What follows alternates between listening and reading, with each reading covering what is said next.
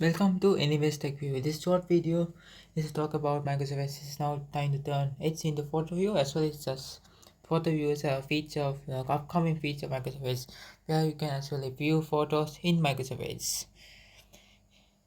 It may be the first web browser to actually have a actual viewer built in into the browser. So far, it doesn't. It's not a real official browser yet. It's not official released to the public preview, the Microsoft public preview yet.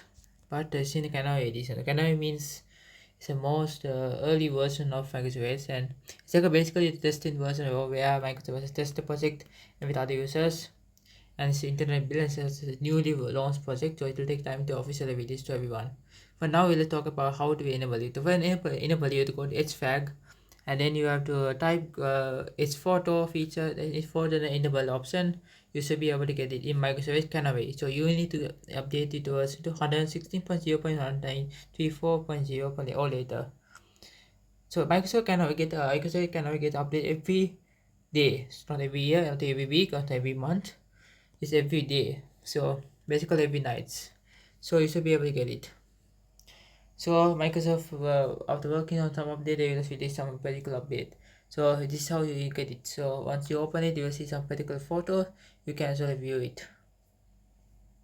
The feature is not yet announced by Microsoft yet, but it is founded by many users and also know that Windows, Mac Office, Linux already have all inbuilt photo viewers. So now it's up to you whether to use Microsoft Viewer or not.